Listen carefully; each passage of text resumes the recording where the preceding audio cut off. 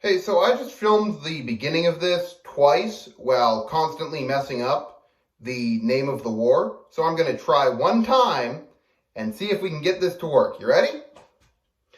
The Anglo Zanzibar War, the shortest war in history, lasting a grand total of 38 minutes, or 3 minutes shorter than it took for my scheduled license renewal.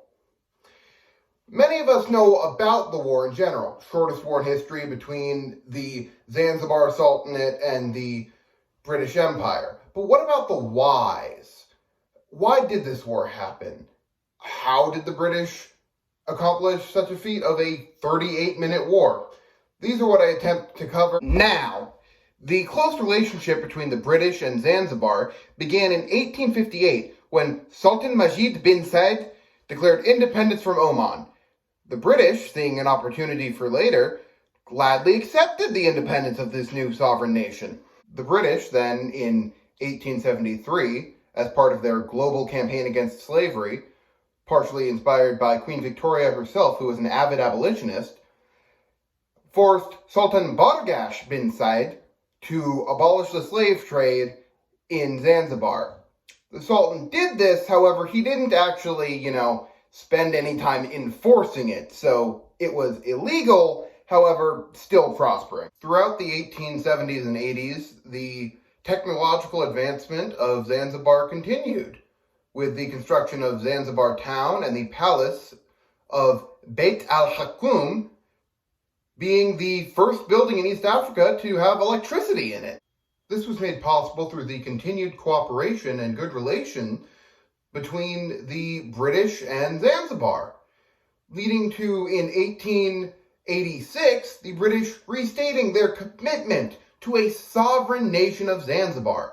This was not purely for altruistic reasons, rather partially due to the fact that German East Africa was right on the doorstep of Zanzibar, and despite the Berlin Conference being held to stop Europeans squabbling in Africa so they could better exploit the natives, for some reason the British didn't fully trust those Krauts. The people of Zanzibar also did not fully trust the Germans, as at the time Zanzibar was not only the island of Zanzibar, but they also had some coastal holdings on the actual continent. Now, these coastal holdings bordered the German territory of Tanganyika and the British territory of Kenya, modern-day Tanzania and Kenya. The Germans in Tanganyika were not truly respecting the portion of the land that was held by the Sultanate of Zanzibar. This led to multiple clashes, small skirmishes really, between the German troops in Tanganyika and those of Zanzibar. This led to Sultan Khalifa, probably, I may be mispronouncing that. It looks like Khalifa, but not spelled like Mia or Wiz. Sultan Khalifa getting even closer with the British, giving them exclusive trade rights. Upon the death of Sultan Khalifa, Sultan Ali bin Saud took over. He became even closer with the British, appointing Lloyd Matthews to a member of his cabinet, Lloyd Matthews being a British representative, and giving the British the right of a protectorate over Zanzibar, which included them having the final say in the next sultan. If a new sultan was to rise, the British had the power to veto that sultan, assuming he didn't go along with their interests. In 1893, Sultan Ali died and was replaced by Sultan Hamad bin Thawaini. Possibly, I don't know Arabic names. I'm very sorry about my pronunciation. So Hamad replaced Ali and attempted to stay close to the British.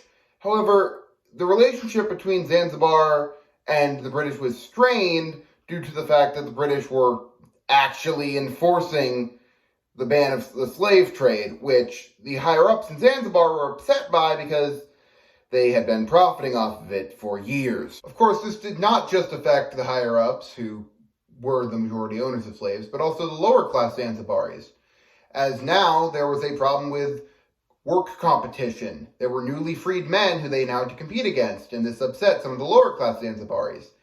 They began to cause trouble in the streets, leading to Sultan Thawaini asking the British for permission to establish a personal police force.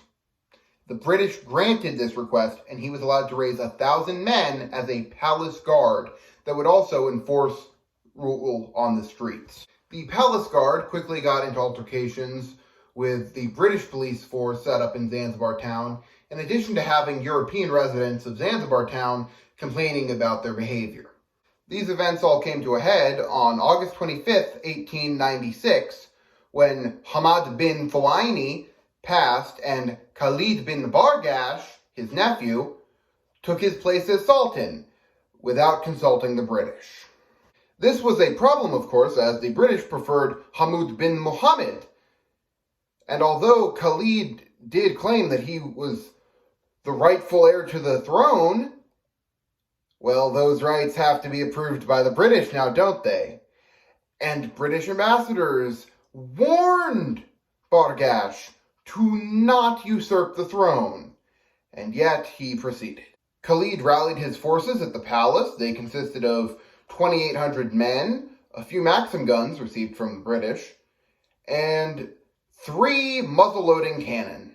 Khalid's men also stormed the shipyards and took control of the vast Zanzibari navy, consisting of a single ship with 7 guns. However, these were 9-pound breech loaders, so that was more effective than the muzzleloaders that they had on land. Seeing this activity, the British general, General Matthews, and the British ambassador, Basil Cave, rallied their own men, numbering approximately 1,000, and Basil Cave telegraphed London to receive permission to engage. He received the permission the next day. The same day, General Matthews received 2 more ships, bringing the total number of British ships in the harbor to 4, all fully manned, all with modern cannon. Matthews issued Khalid bin Bargash an ultimatum, telling him that if he did not evacuate the palace by 9 a.m. the next day, the 27th, that he would be forced to open fire. Khalid did not reply until 8 o'clock of the 27th, in which he replied that he would not abandon the palace. The firing began at 9. By 9:02, the Sultan's artillery was already destroyed, and by 9:40, the white flag had been raised. Well, there you have it. Another victory for the British. Who could have seen that coming? I would like to thank all my viewers and to apologize for the delay in this video. I am attempting a Ticonderoga video, however, that will be even longer than this one, which I chose the Anglo Zanzibar War to have a short video since it was a short war. I have no clue how long the Ticonderoga video will take, or how long the video itself will last, considering the length of this, what I considered easy video. Kekri Wilson, signing off.